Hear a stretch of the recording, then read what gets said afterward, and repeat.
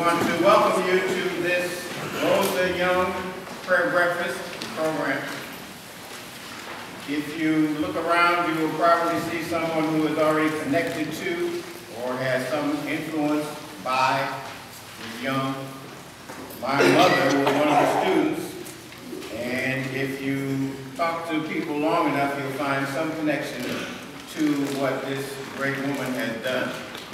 So we want to prepare you to hear from the family and hear from those who have spent considerable amount of time getting to know this woman of history and enlightening us all as to the power of one voice.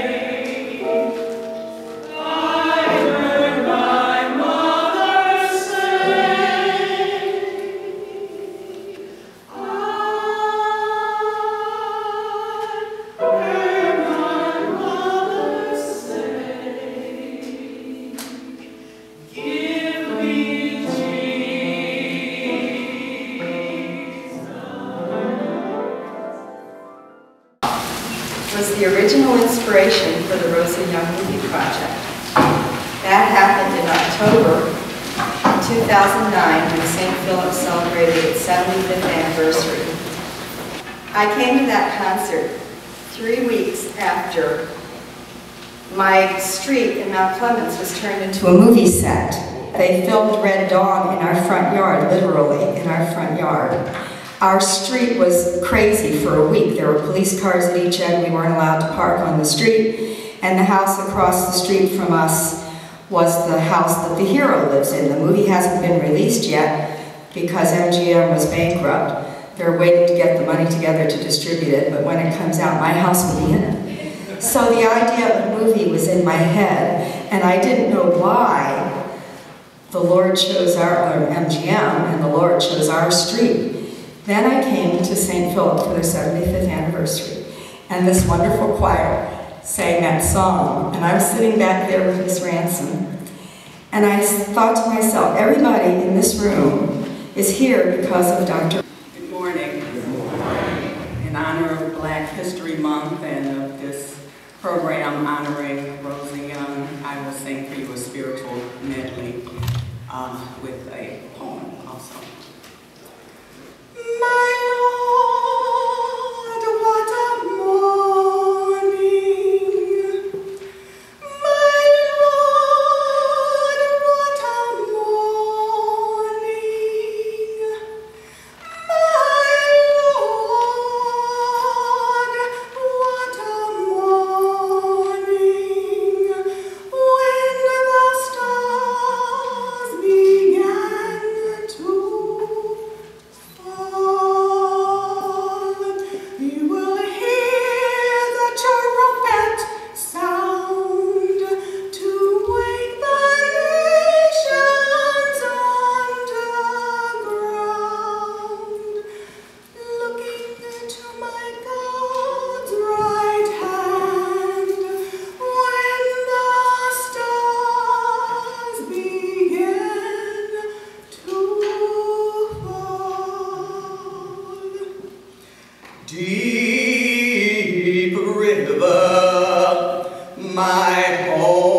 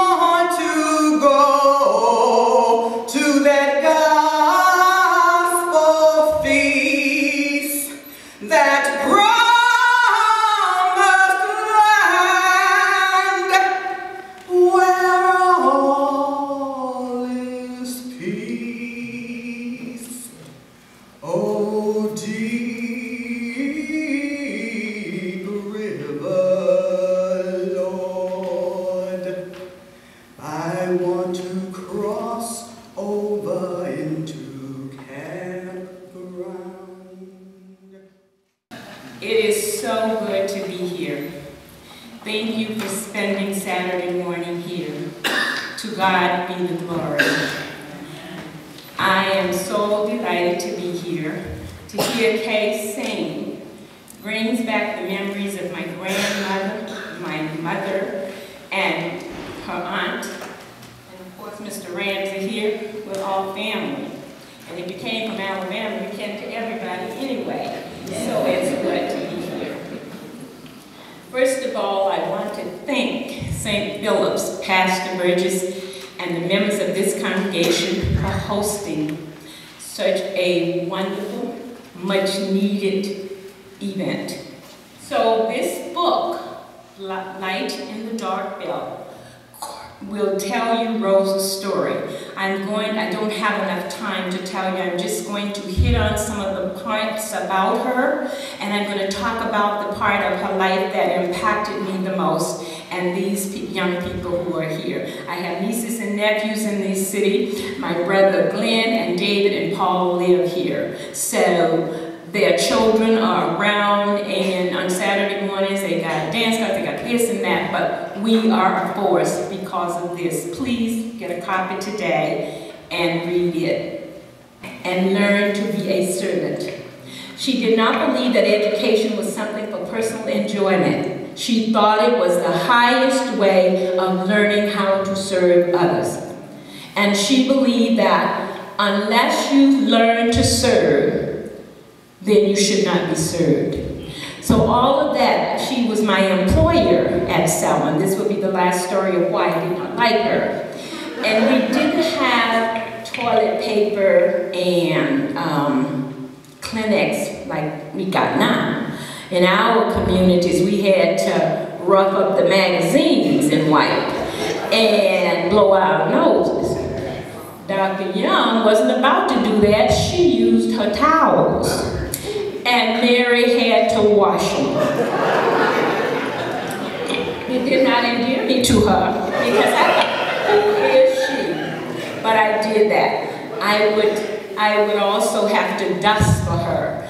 And then she said, "You done, little girl?" And I go, "Yes." "You can go play." I go play. She'd take a white handkerchief, go along the windowsill, and then I would see her coming with a towel around her neck, she's looking for me.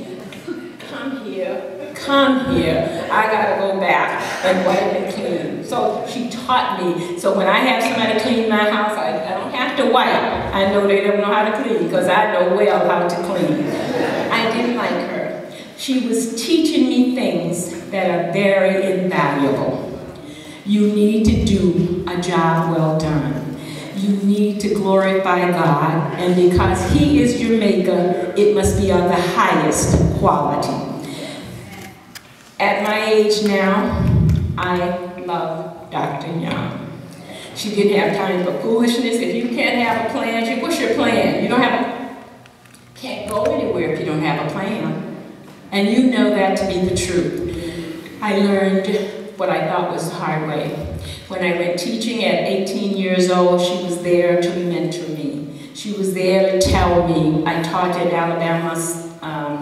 Montgomery, Alabama, college town, 18 years old, teaching professors' daughters. And they would say, "Miss Jones is very smart, but she's so young." Dr. Young and Mrs. Skinner, who has worked tireless as a student of Mr. took me by the hand and led me to know that God can and does use us all, and He will see us through.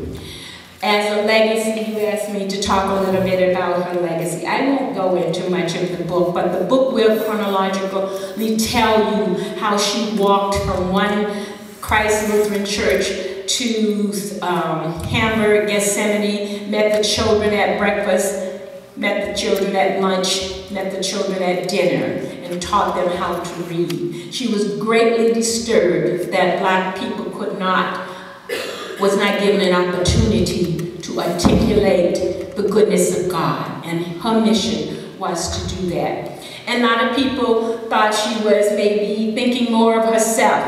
But if you take the time to reflect on her work, it is truly about glorification to God. She was one of 10 children, born in a church, and her sisters, some of them were good health. My grandmother was a strong, healthy little lady. Dr. Young was a sickly woman. But through it all, she served God.